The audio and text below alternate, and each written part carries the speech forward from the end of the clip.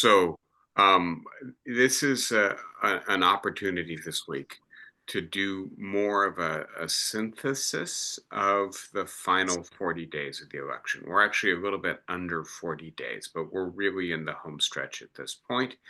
Um, Before I get started on that, maybe actually I should pull out of this for a moment. The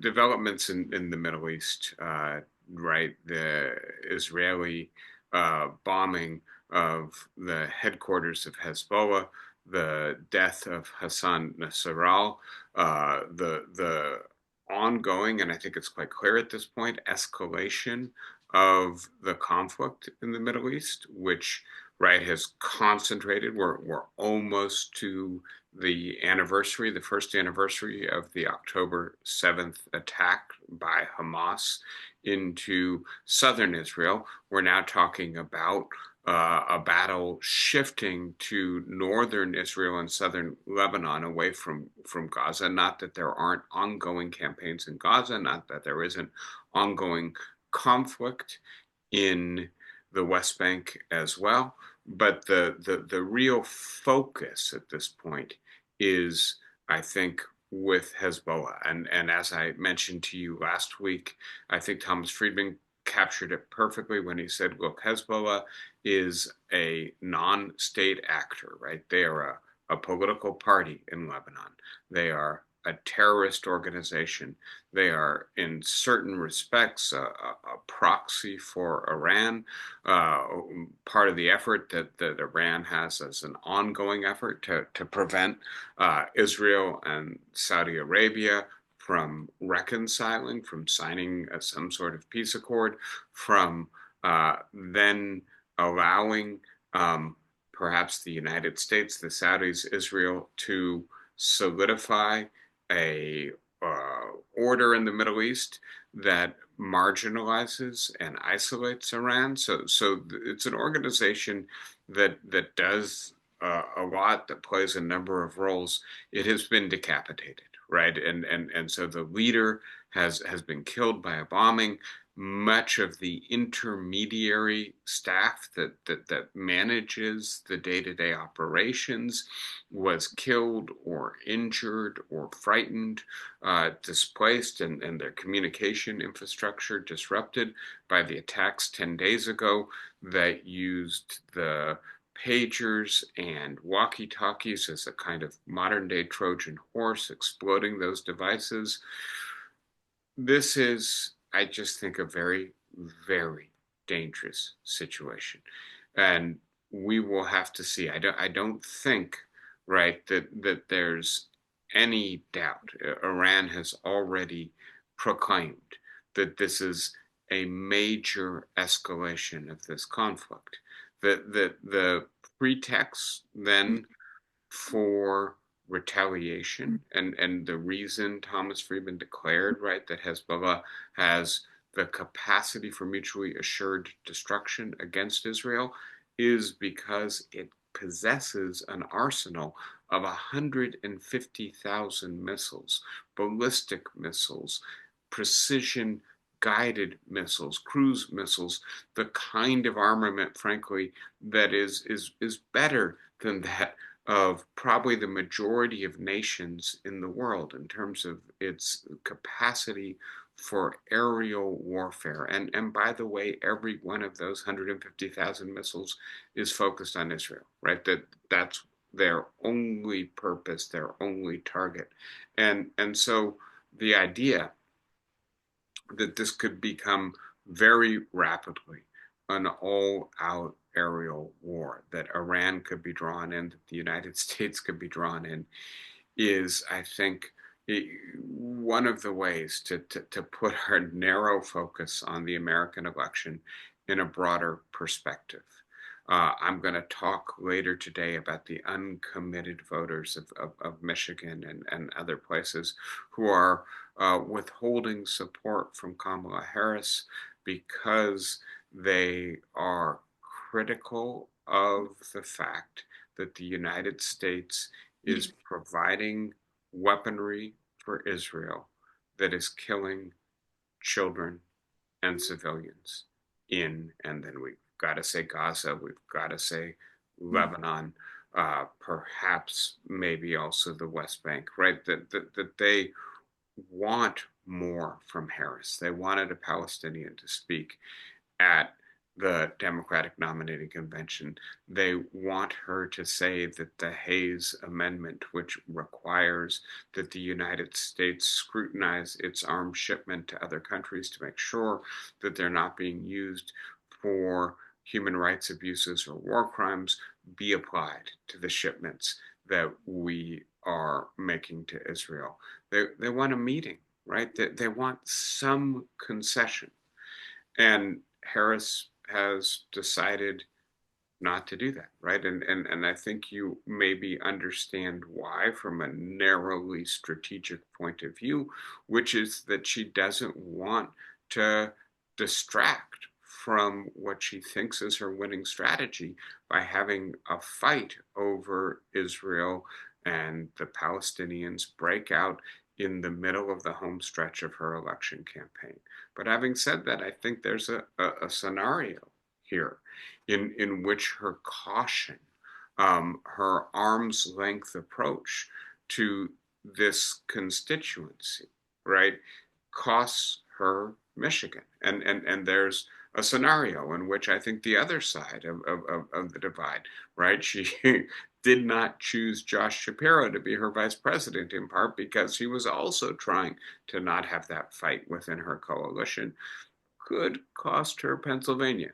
But having said all of that, what I really want to underline is that as important as our presidential election is, the potential stakes of an escalating war in the Middle East that leads to a ground war between Israel and Lebanon, that leads to massive aerial bombardments of Israel and Lebanon, that potentially draws Iran and the United States into the war, it mm, puts in perspective, right, both the stakes of having competent presidential leadership, the limits of America's power in the 21st century. Clearly, Joe Biden has done everything in his power to de-escalate this, and Benjamin Netanyahu is flipping him off. He doesn't care, right, what Biden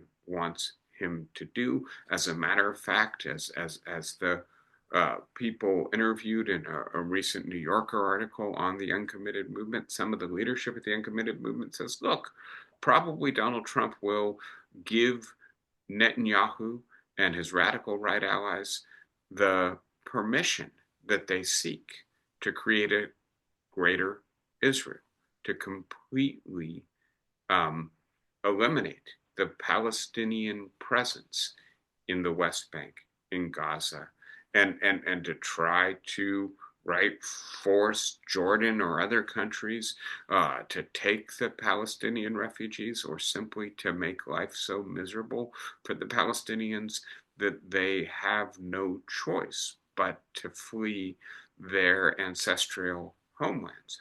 Having said all of that, right, the idea that the domestic and the international are intertwined, that the outcome of our election matters greatly for not only what happens in this country, but many other countries in the world, and yet that the stakes in the Middle East right now are so high that I think we don't do ourselves any favors in ignoring them. Yeah. Having said that, I will return to this at the end of today's lecture, um, but I'm going to focus, with your permission, on the presidential election today, in part because they're so intertwined, in part because it seems to me we've hit this critical home stretch, and it's a time, an opportunity to really synthesize the issues that seem to be in play and perhaps deciding the outcome of this election. So, any questions before I get started on that?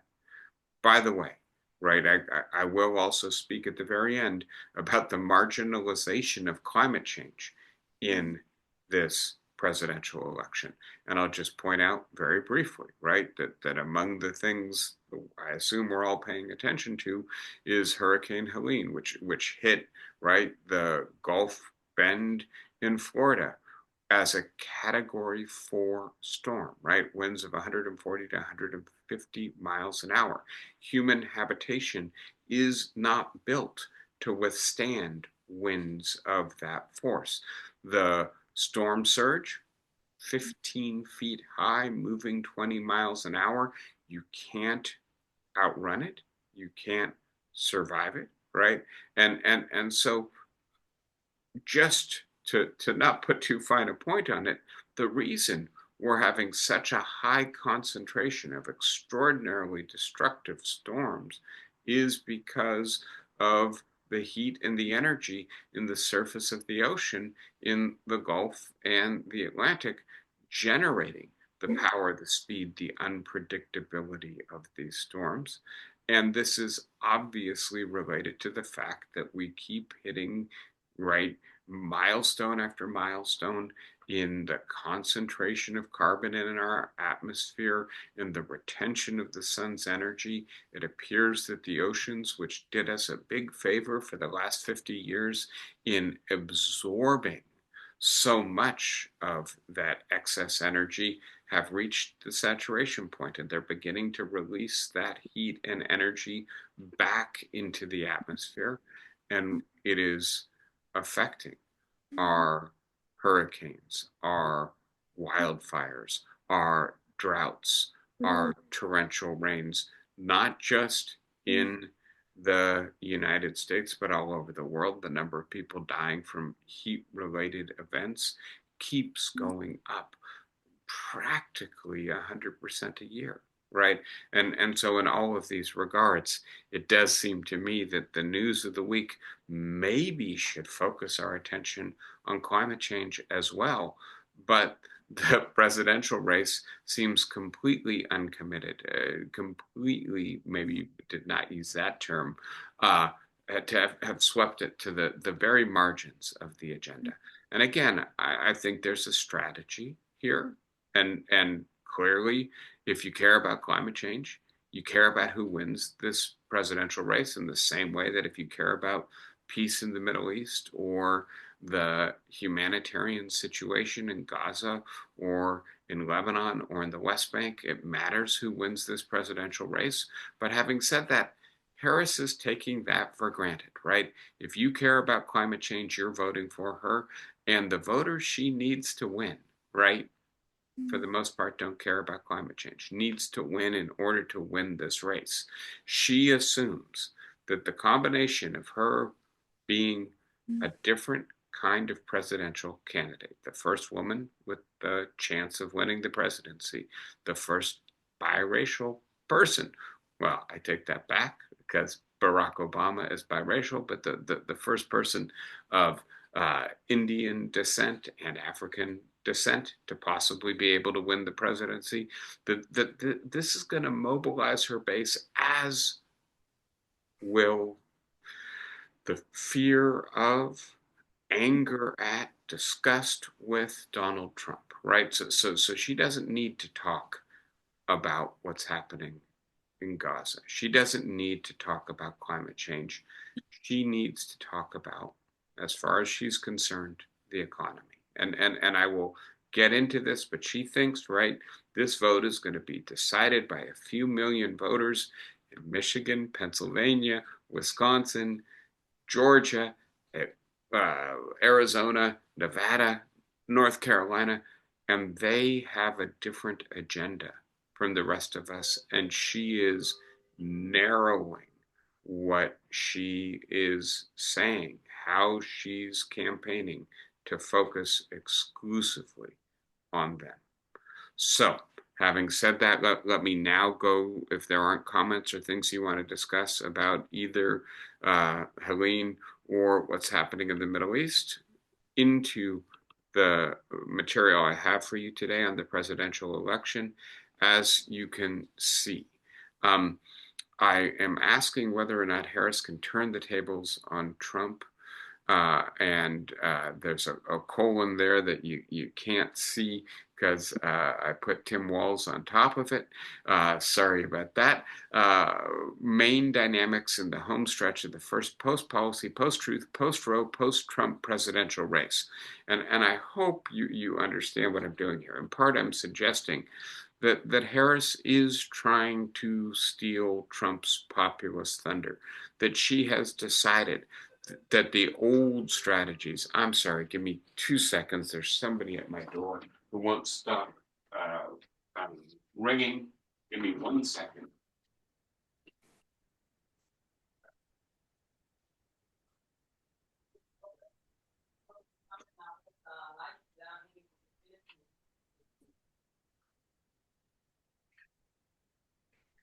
Sorry, of course, we have a electrical problem and the electrician arrived right in the middle of this, but we got it taken care of. So back to where we were, right? The idea that there is a right populist moment in our politics, and that the populist moment in our politics is um, changing the way in which you campaign against a populist, right? That the voters Harris needs to win are not going to be convinced by the details of policy platforms. And that, in a sense, she therefore has to wage a different kind of campaign uh, than the kind of campaign that perhaps Democrats have won in the past that has at least had an element of policy detail in it, um, and that she can't fact check Donald Trump, that it's too late for that. The right wing media ecosystem is too robust and too committed to serving as a megaphone for Trump's disinformation that it's just not possible to establish a common factual basis for our politics. And so this is a post policy, post truth election. And I'll say more about that. I think clearly one of the things we do as we do these lectures, we don't only focus on what's happening in the presidential race, but we also try to take stock of the health of our democracy as it's reflected in how our politics plays out. And I suspect many of you, like me, are not happy that we are in a post policy, post truth era in our politics, but Harris seems to have accepted this and decided that rather than swimming against that current, she needs to figure out a kind of jujitsu, a kind of way of using these dynamics against Donald Trump. And I think she's having some success at doing that. But let us also note that this is a post-Roe, post-Trump presidential race. And you will see both Roe and Trump are italicized to refer to the titles of Supreme Court cases. Obviously, Roe v. Wade, we're all familiar with. Trump, Donald J. Trump versus the United States, is the immunity case, right? The case that claims that presidents have considerable immunity from prosecution, criminal prosecution, for what they did while in office after they leave office. And of course, the Supreme Court 6-3 agreed with the basic claim, shocking the legal community, and I think, frankly, shocking many of us who believe that this is a fundamental assault on checks and balances and the rule of law. But nevertheless, that is where we are in 2024. Rather than bemoaning the fact that we no longer have this right institutional safeguard that we have taken for granted for the better part of 250 years, make that one of the issues in the campaign. If Donald Trump is elected president, he does not have the internal commitment to the rule of law that the Supreme Court now makes the only guarantee that our presidents will in fact, abide by the rule of law. Harris is claiming she does and wants to use that against Trump.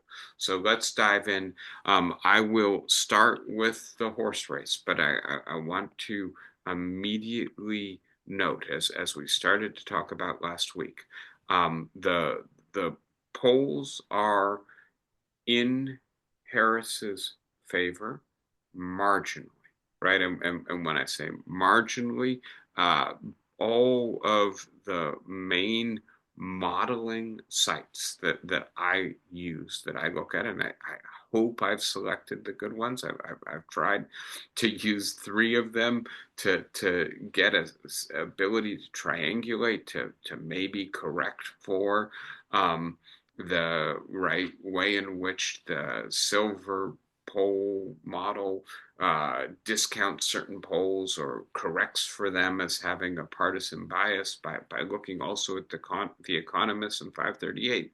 All three of them are pretty much aligned in suggesting that Harris is marginally ahead right now. She appears to be ahead in Pennsylvania, Michigan, Wisconsin. Sorry, I know you're getting tired of hearing it. I'm getting tired of saying it, but that is what this comes down to. As well as in Nevada, in that lone congressional district in Nebraska that may turn out to be decisive for this presidential race, and within striking distance in Arizona, in Georgia, in North Carolina, and the idea that the current momentum seems to favor her, that this may be a dynamic that favors her is what I want to focus on today. But having said that, the other point I want to make is that these polls, these models rely on national representative samples, right? That they try to get people in most states, they try to get people who represent the people in all states, and then make certain assumptions, inferences about what's going to happen on a state by state basis. They integrate statewide polls when they can.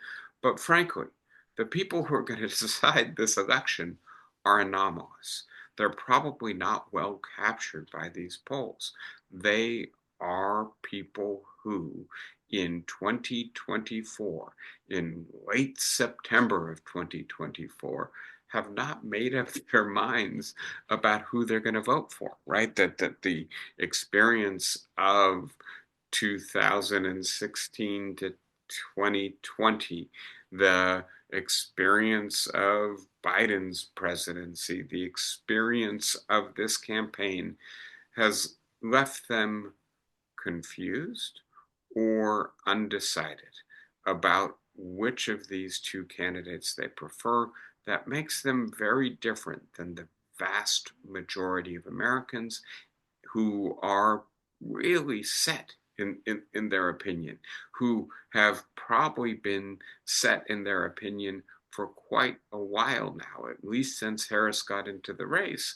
And so trying to infer how those few million voters in those 40 odd counties who are likely to decide the election are going to vote on the basis of these polls that take into account a whole bunch of people who are unlike them may not be the best approach. And so that leads me to pivot a little bit to a different kind of information, a kind of information not well presented in graphs and diagrams or easily quantified, narrative information that comes from focus groups, right?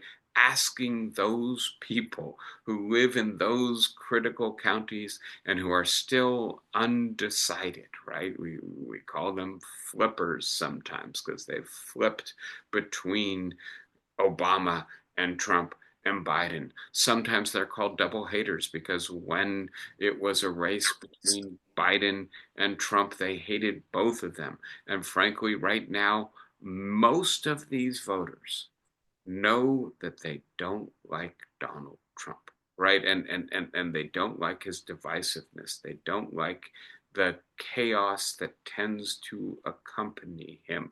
They don't like the fact that he doesn't seem to anchor his politics in anything but what he wants to believe. He doesn't listen to anything but his own hunch, his own instinct, his own judgment.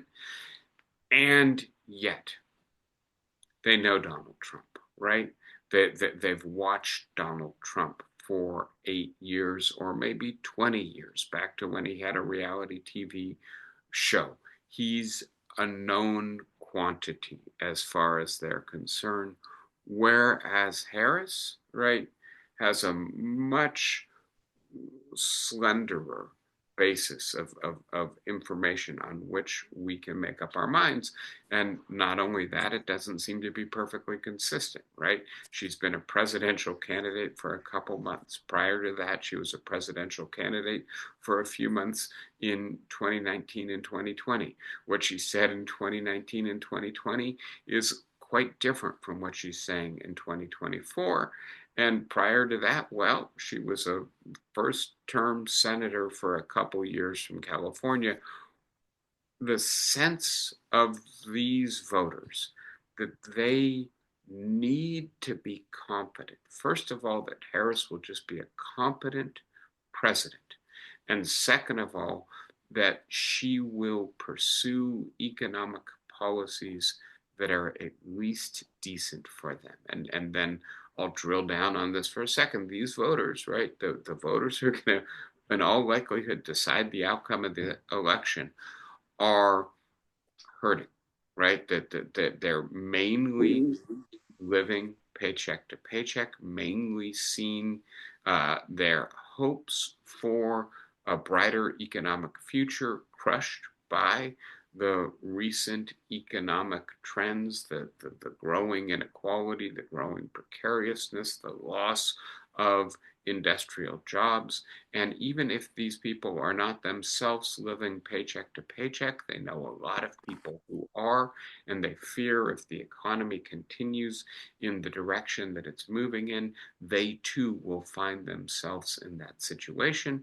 And so they want some assurance that Harris will be a better economic president than Joe Biden was. And to just drill down on that for a second, the issue is, right, that they perceive, and probably accurately, that they were better off when when Donald Trump was president than when Joe Biden was president or is president, right? That they may not like Donald Trump. They may not think that he's truthful or that he has the character and temperament to be a good president. But in a sense, they also want to say we don't have the luxury to just vote for an admirable candidate, because we need a candidate who will actually improve our economic situation, because we are barely scraping by and things have gotten worse while Joe Biden was president. And so can Harris reach them? Can she address them? And how can she reach them and address them? Because let me add an additional wrinkle to this. You might say, right, well, she's got better economic plans. Trump really doesn't even have economic plans, right? You go to his website, you look at the Republican Party platform, it's a bunch of platitudes designed to give him maximum maneuverability to say what he wants to say. And then, by the way, he goes to Nevada and promises to suspend or eliminate income tax on tips. He does the same thing with Social Security. He does, reverses his position on the cap on state taxation deductibility from federal taxation, the so-called SALT cap, right? And so he wants to have that flexibility. He doesn't have good plans. He doesn't have well specified plans, I should say.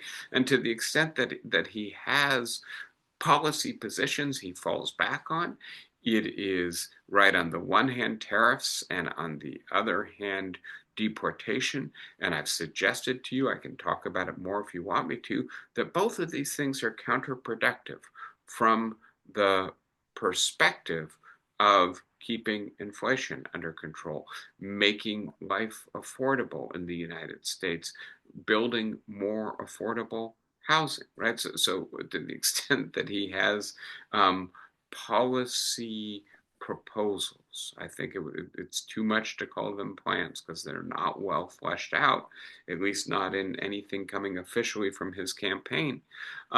They are probably not going to make life better for the people who want to vote for him. Harris, on the other hand, has some plans, and maybe they would make life better for people, but then add two things, right? The first is that many of these voters voted for Barack Obama. Many of them voted for Barack Obama twice. And they did so in a moment of more hopeful politics, right? Obama seems to have ideas. He seems to have the charisma. He seems to have the energy. He seems to have the smarts to actually implement those ideas. And yet their experience of 8 years of Barack Obama was that things didn't get much better, right? Then they voted for Donald Trump. Things didn't get much better. Then they voted for Joe Biden. Things didn't get much better. They're not convinced that policy matters that much. They're not paying attention to, they're not persuaded by Oh, policy proposals. I, The most, I think, go ahead. telling question in the interview that Kamala Harris did with MSNBC last week was, what would you do in the event that the Republicans win control of the Senate? How would this affect your capacity to implement your plans? And frankly, I don't think Harris had an effective answer to that question. Maybe there is no effective answer to that question. But having said that, you point out, right, that it seems quite likely right now that the Republicans will have a majority in the Senate, even if it's only a majority of one. How will Harris's plans actually be implemented if she is relying on legislation, right? One of the things Donald Trump promises is he'll do all of this via executive action, and that can actually be done. So again, the response that Donald Trump's policies won't work for you and Harris has better policies is, I think, unpersuasive to the voters who ultimately need to be persuaded to win this election. And Harris understands that. And it's why, frankly, she's staying at a very high level of generality in her economic speeches, in her interviews, as she stumps. She's trying to say, I'll be a middle class president. I'm a capitalist. I have economic plans to create affordable housing. And if you give me the power to actually implement them, that is what I will do. I am not going to be that different a president from a mainstream Republican president. And the I think way in which Harris is approaching this campaign, right? Which is to really fight for those undecided voters in the swing states, as opposed to trying to generate perhaps so much enthusiasm for her from her base that she doesn't need those undecided voters, has really hemmed her in. It keeps her from maybe building the mandate to get some of what she might hope to get done. This is then a post policy moment in American politics. And it is, for better or worse, where we are. Give me just a second. For some reason, my slides won't advance. I think I know what's going on here. It'll just take me a second, I hope, to fix this. Um, just have to get out of the browser. So hopefully I've got enough bandwidth for the slides. All right, done.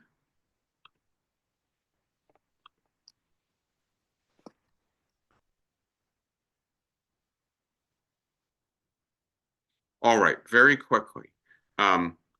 Another way of getting a little bit of insight into what's happening in this campaign, in light of the fact that I'm suggesting, although the polls are the best information we've got, although they're pointing in Harris's direction, we have to be careful of thinking we can infer too much about what's going on in the election just by relying on the polls, if really this comes down to those undecided voters in swing states. What other ways can we look? And here, the fact that voting registration has swung in Harris's direction over the last couple months, that fundraising has moved decidedly in her direction, that the result of this is that her campaign has a lot more money to spend on the critical task of sorry, somehow I got into the wrong place with the slides. Oh, come on. Are you seeing my slides? Yes. Okay, so I'm trying to. I don't know why Zoom is giving me so much trouble today. Because what I'm seeing is not the slides. Let me do it like this. Okay, so the idea that in addition to having a lot of money to spend on the media campaign, which is primarily a social media campaign, that Harris has a lot more money than Trump to spend on the ground game, on the get out the vote effort, I think could be decisive, could be extremely important given how close this race is. I will note that a large portion of the expenditure in American politics, especially presidential politics these days, is not from the campaigns, but from the super PACs, so-called dark money, and that it appears that one of the Trump super PACs is going to throw down $70 million in battleground states, maybe leveling the playing field somewhat. But the idea that Harris Walls have had such an advantage in fundraising seems to indicate that they are doing well in the enthusiasm battle, especially with small donors. And then I have Jennifer Lawrence and Taylor Swift on the board, noting, right, that it appears that Harris is getting some important celebrity endorsements, and I don't think we can underestimate, right, the significance of this for Gen Z, for younger voters who are very much influenced by, quote, influencers, right? And she's getting some of the most influential influencers. So this then gives us maybe one more way of looking at this. And please note that Harris now has crossed the critical threshold for the first time in over a year of having a net positive favorability rating. And note, right, that she's been on an absolute rocket ride since Biden got out and she got into the presidential campaign.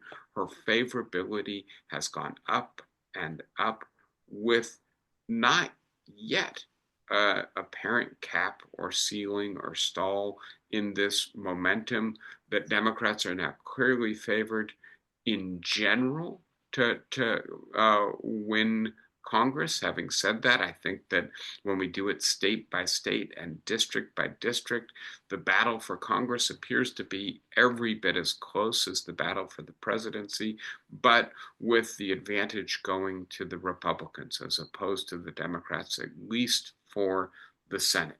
Donald Trump's strong net unfavorability rating seems to be stable. And although he's in much worse shape than Harris in this regard, please note that this is actually among the better ratings that Donald Trump has ever had in the last at least 4 years since the invasion of the Capitol. Um, and now let's get into the next big issue, right? The issue on which Harris really has to win, or at least draw even with Trump, in order to convince the undecided voters if they really are going to decide the election. There is a scenario, I want to be as clear as possible about this, in which, in fact, and give me 1 second, I'm just trying to fix my view here. Um, and there is a scenario in which the I can't make it work. Sorry, I'll just go back to the slides. A scenario in which um, the right, there's so much enthusiasm for one or the other of these candidates that the undecided voters don't matter. But what we're seeing at the moment clearly makes it look like they are going to matter. And what then seems to me to uh, ultimately be decisive here for these voters is, who do they trust on the economy? And I think all that has to happen is for Harris to be even with Trump, because Trump's negatives are so high, for her to actually probably carry the majority of the undecided voters. Now, I have selected a Financial Times poll here from a couple weeks ago, from the immediate aftermath of the debate, in which Harris has, in fact, overtaken Trump, according to this poll, right? In which she's seen as likely to do a better job for the middle class, small business, union workers, and blue collar workers than Donald Trump is. Um, and that I do think that part of the genius of Harris's attacks in the debate was to suggest implicitly, but I think quite effectively, that Donald Trump's detachment from reality, his incapacity to let the truth work on him, his unwillingness to adjust his policy positions to the realities of a 21st century economy, mean that he would probably make damaging economic decisions. And that it's not just a question of policy. In a sense, it's a question of temperament. It's a question of leadership style or decision-making style. And that Donald Trump just is too risky, right? And so what Harris is trying to do is, on the one hand, say, I'm not Joe Biden, right? I'm not just a continuation of Biden's policies. And on the other hand, I'm a safe bet. I'm not some radical departure from what you know. And it appears she may be succeeding in this regard. As I say, I probably don't need to dwell on this.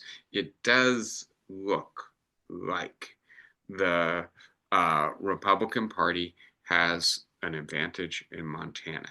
It certainly looks like there's a very close race in Ohio. All they need to do is win one or the other of those seats, and they have a majority. In the Senate, I'm sorry that the slides are a little bit out of order. I shouldn't have gone there. Next, what I want to point out, right, is that the fact that Harris has moved into the lead over Trump with those groups, according to that Financial Times poll. And by the way, other polls are not quite as favorable for Harris, but they all seem to show similar movement in the direction of greater trust for Harris on the economy. And please note where Biden was, right? Around the time Biden was getting out of the race, most Americans thought Trump was simply the better financial president. And that's in part because in terms of the relationship of wages to inflation, he was a better president for most Americans. Not that he necessarily gets to take credit for that, but that was the take home experience of the 4 years when Trump was president, especially the 3 years before COVID. And please note that many Americans seem to have something of a nostalgia for this age. And I want to be as clear about this as possible. I think that may reflect COVID as much as it reflects the economy. We want to go back to a time before COVID disrupted our lives. We want to go back to a time before high inflation eroded the purchasing power of our salaries. And that leads to a certain nostalgia for Donald Trump, who, of course, is a nostalgia candidate. Make America great again. Things used to be better. He will return us to a better time. Harris seems to be walking this very fine line between saying, I'm not Joe Biden, but things will be better and I will be a relatively normal president with regards to the economy. Remember the background to all of this, that we have become a much more unequal society, that a substantial portion of our population has been rendered deeply vulnerable and precarious by our economy, that these people are angry, right? Because they used to think that if they did hard work and had a little bit of luck, that a stable middle class existence was available to them. And over the last 20 years, that promise has been repeatedly violated, and they now simply believe that this is not their economic future. They're worried that things are going to get worse.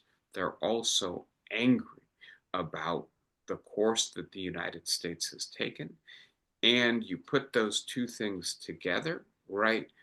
Donald Trump's affect, the way he presents himself, his anger at the establishment is more expressive of the mood of this portion of the electorate. By the way, right, they've concluded whether it's Obama, whether it's Biden, government lacks the capacity to help, so they're not going to invest a lot of hope in Harris somehow doing something that her predecessors weren't able to do.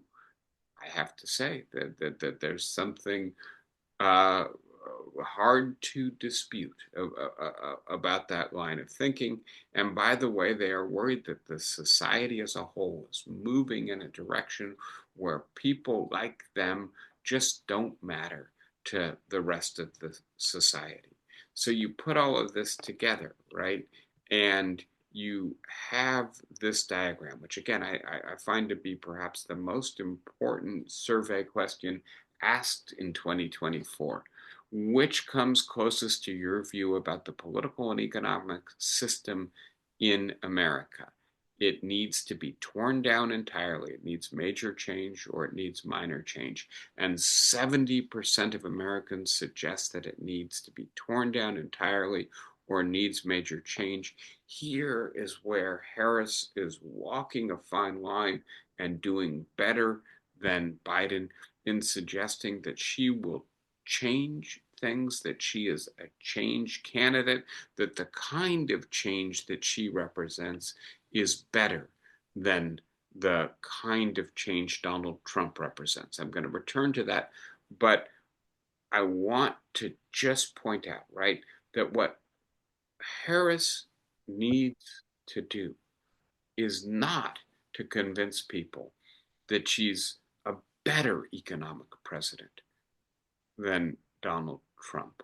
which, I'm inclined to believe that that's a slam dunk. But frankly, the people she's trying to convince are not likely to hear that.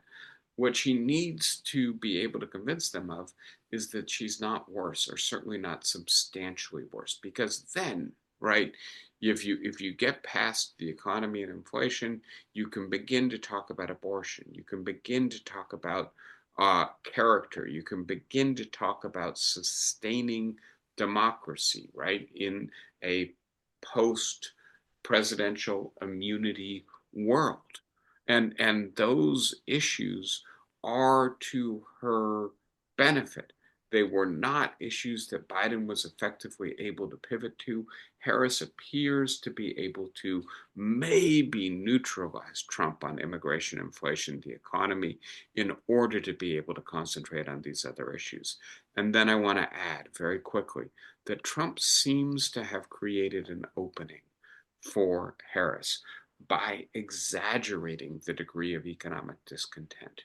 And his policy positions seem to be premised on, and I'm going to summarize using actually the way in which James Carville has put this, that um, things are so bad in the United States in the 2020s that you have nothing left to lose, that you might as well take a risk on trade wars of the kind that strong tariffs are likely to reach, on the major disruption to our economy and in our society that massive deportation represents, on a Donald Trump who is no longer an insurgent candidate who did a hostile takeover on the Republican Party, but is still in many ways checked by that party and by all of the procedures surrounding the president. No, now Donald Trump has complete control over the Republican Party. If president again, he will be much less restrained than he was in the first term. And if he has bad ideas, there's probably very little standing in the way of him implementing those ideas. And so if Trump is saying, things are so awful, you got nothing to lose, you might as well play the wild card, I'll be that wild card for you. And Harris is now able to say, look, I'm not trying to defend the Biden record. I know that there are problems. I need to do better. But are things so bad that you're willing to risk it all on an unpredictable, untethered politician who won't be restrained in the way that he was in the past? I do think that Harris is beginning to pivot on the economic agenda in a way that may actually give her an advantage. Very quickly, because I've spent a lot of time on that. This is just a refresher, very quickly, right? That the vast majority of Americans, including critical Democratic constituents, but also critical Republican constituents, favor abortion rights, certainly in cases where there's a medical emergency or rape or incest or the health of a minor is at stake. But more generally, a substantial portion of Republicans just favor a federal guarantee to abortion rights. And this issue clearly is the one that Harris is most comfortable with, most confident about, most passionate, speaks most effectively.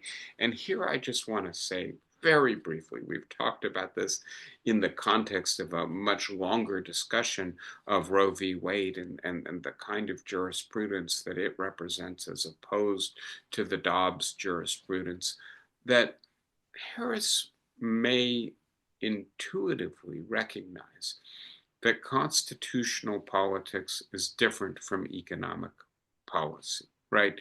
When we're talking about the Constitution, we're talking about the fundamental charter of our society, the document that secures the rights that make us willing to give the majority the power to set the policy. When the other party starts to erode those rights, has a Project 2025 that indicates that they really want to expand the power of government in ways that may be incompatible with those rights, celebrates Viktor Orban, who is an illiberal, right, which means a politician focused on undoing the rights that our Constitution guarantees. Maybe we should be more passionate, more clear, more committed on those issues than on the economic policy issues, right? We know that a stable majority of Americans favors Roe v. Wade, favors abortion rights, and I think by extension favors the transition we've made into relying on the Constitution, the federal government, for protecting rights that protect the autonomy and privacy of individuals to live the lives that they want to live. And that in particular, it's not just that Donald Trump is unwilling to say that he would veto a national abortion ban, but that Trump, in picking J.D. Vance, has made it clear that he is very much on the side of the portion of the Republican coalition that really wants to reimpose conservative, Christian, traditional values on Americans coercively. And that for many Americans, that is a frightening prospect. Abortion is on the ballot in Arizona, in Nebraska, in Nevada, in several of the key swing states and districts. By the way, we will have to see what happens in Florida. Is there any possibility that abortion being on the ballot in Florida might have an impact? And then the final issue that I'll focus on just for a moment, right? We're familiar, of course, with the Trump v. United States decision and the way in which it has opened the door for much greater latitude of action for presidents going forward. And so I think the idea that in essence, you have to trust the person you elect to abide by the law if you want them to be restrained by the law. And again, to be as clear as possible, for Trump's supporters, at least for a large portion of them, the idea that he does not adhere to those restraints is part of his attraction, but it is not attractive to the majority of Americans. It is not attractive to those critical swing voters. It is motivating to some of the Democratic coalition that if he is elected, he will be much less restrained institutionally because the Supreme Court has removed this liability. Please remember that his White House counsel constantly said to him, you can't do that, or you risk going to jail in doing that. That his attorney generals and his heads of FBI and other critical officials in his administration all said to him, look, you can't do that. That's illegal. You will go to jail. We will go to jail. In 2025, that argument will not be accurate, will not hold water. And so the extent to which Trump will be unconstrained, it seems to me, is another critical issue in this election. Let me finally point out that there may be some wild cards in this election, which we haven't fully anticipated. That's the nature of a wild card, right? Will the escalating tensions in the Middle East either result in a broader war that focuses us more on the leadership styles or the foreign policy experience or the sense of which of these two leaders, these two would-be presidents, is more likely to be able to navigate a foreign policy crisis better? Will that become more focal? I just mentioned climate change. I don't suspect it's going to become more focal. The terrible destruction of storms like Helene or wildfires or droughts or mudslides notwithstanding. We, of course, have a big debate coming up on Tuesday, and who knows if there will be any bombs in that debate. I'll say very briefly, I think it's worthwhile noting that J.D. Vance, as unpopular as he is, I think, an intellectually formidable character, right? He is obviously very intelligent and has been a senator for a couple years now and may have a better command, especially on some foreign policy issues, than Tim Walz. On the other hand, right, Tim Walz has a kind of personal likability and charisma that is the opposite of J.D. Vance, who puts many people, especially women, off. Which of those, right, advantages or liabilities is going to come to the fore and be more important in the debate? How will Walz make his affability the most important issue? Will Vance be able to outmaneuver Walz on policy issues? This is, I suspect, none of it terribly important to the outcome of the presidential race, right? It's going to matter more what happens between Harris and Trump on the stump and in the advertisements and in the get out the game, get out the vote game. But having said that, this is, obviously something that those of us who are politically engaged are going to be watching on Tuesday night, just suggesting a little bit of a lens through which to analyze it. Finally, again, the issues that are marginal in this post-policy debate. Vladimir Zelensky was in New York talking at the United Nations, met with Biden and Harris and Trump. I'll just say this very briefly on the way to the end today.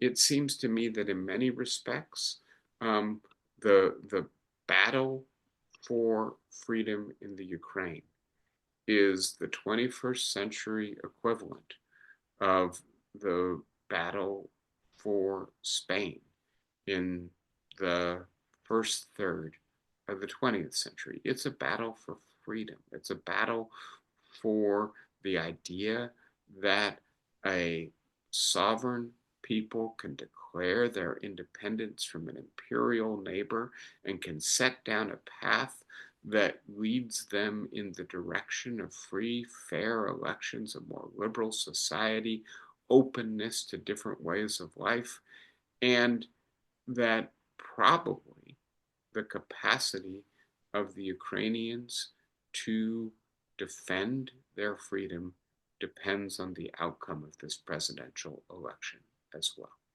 Let me stop there. I'm sure I gave you plenty to talk about. Who wants to start us out?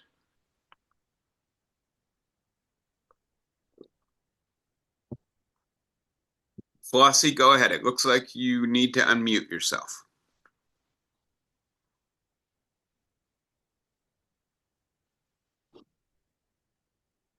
Can you unmute yourself, Flossie? I thought I saw you waving.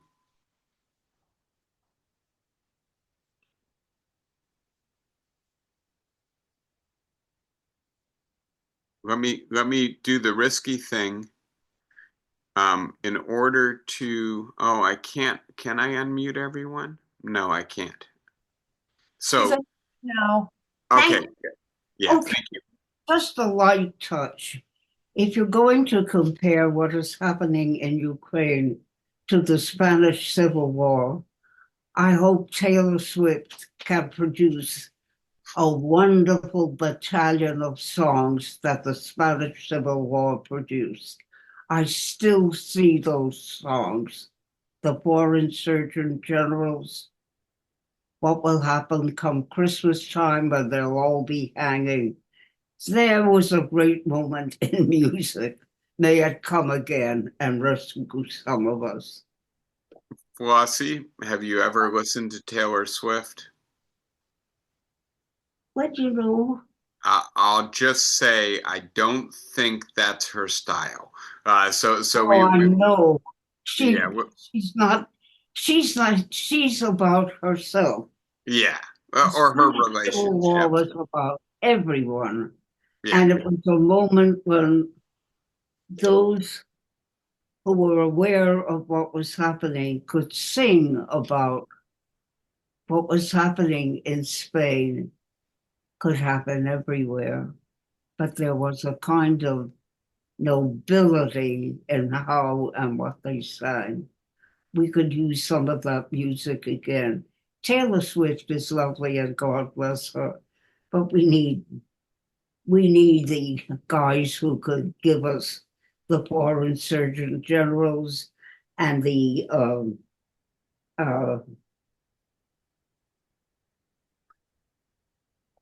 I think John, are you around? Campbell, well, Flossie, John knows the songs too. I'm gonna just pivot to my own experience, and one of my very first memories is going to Pete Seeger when I was probably 5 or 6 years old, Yes, go and ahead. I think it was maybe in Candlestick Park. I'm not positive where it was.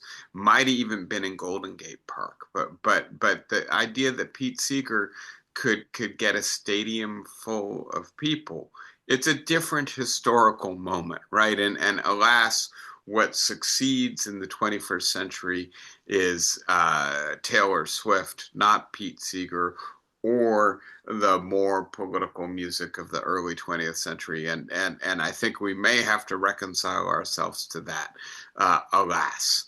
Um, Anybody else with a musical or political comment for today? Yes. Thank you for letting me remember. Of course, Flossie. Thank you for sharing the memory with us. All right. Well, I am a little surprised that nobody has anything to weigh in. Or, oh, Wilma, go ahead. Now I see you. There you Okay, go. it's just gnawing away at the back of my mind is the question of just how influential is misogyny in this country. And I think, just experientially, it seems to have no limits. And could that be an underlying factor that, given everything that's going on, I just can't bring myself to vote for a woman at this time because of all of these issues. And I don't think any woman could carry this off. I So, worry about that. so uh, let me answer the question as follows. So misogyny, or to put it a little bit less, a little bit just in a different frame, right? What is your image of a president, right? And one of the things we saw with Barack Obama's, especially first campaign, his 2008 campaign, is that he did worse in some places in the United States than he should have done based on what happened nationally and how previous Democratic candidates had done in those areas, right?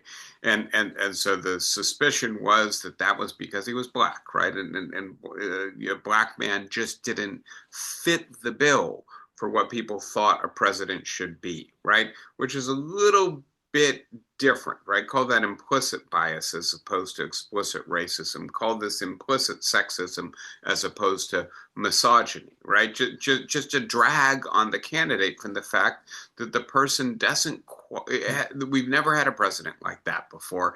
And so it doesn't quite fit the bill of what you think the president is going to be. And the reason I draw that distinction is because then there's the JD Vance stuff, right?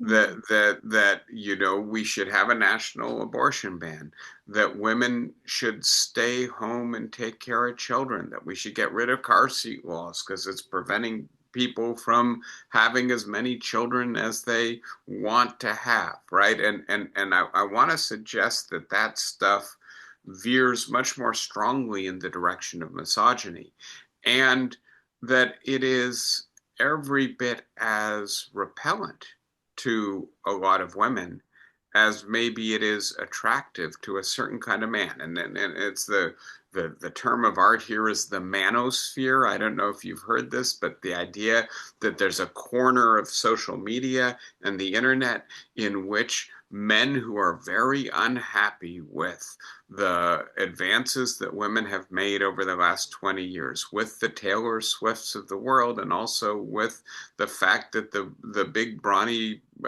football players fall for her, right? The idea that these men find company and a kind of community of like-minded people online, and that it allows them to perhaps be more confident and more radical in their defense of masculinity. Sorry, in scare quotes, because I think Tim Walz is a pretty good alternative model of a man who doesn't have to be as nasty or as misogynistic as JD Vance.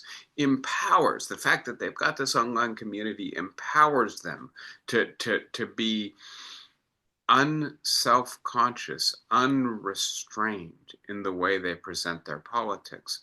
And I do think that there will be two questions then. The first is, does Harris lose support just because she's a black woman, right? And I don't know, frankly, whether race or gender will be more important, but she's fighting against both of those currents. And I've said to you before, right? Pakistan, India, Mexico, Italy, Germany, Britain, Israel have all elected women, right? We're due, right? And so I'm not convinced that we can't elect a woman. And I think the question is Harris the right woman at the right time? That's a more refined question. But then note also that it appears that Harris has turned this race in her favor when Joe Biden had a minuscule chance of winning the presidency. And that may have to do with the fact that she is a woman. And in the first post Roe v. Wade election, there are a lot of women who want to be absolutely confident that the next president of the United States is going to do everything possible to fight for their rights. And they're more confident that a woman will do that than a man, even if he is a pro-choice man. And so, Wilma, I'm just not sure. I don't think we can know the answer to these questions So the in late morning into the September. election. Go ahead. I didn't hear you, Wilma. Go ahead. No, I was just saying that we won't know the answer to that till after the results of the election. Yeah, let us hope. Let us hope. It's funny when you started the way you started, I was wondering if you were going to point to election interference and what's happening in Georgia and stuff like that. Oh my Who God. knows when we will know, right? Because it may be that some of the effort to tabulate and to secure the results is going to fall prey to mischief for at least a while. Let us hope not. All right, everyone. Wonderful being with you as always. Take care.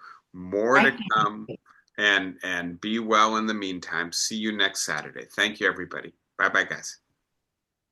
We are the Peat Bog soldiers. There you go, Flossie. There Thank you. you go.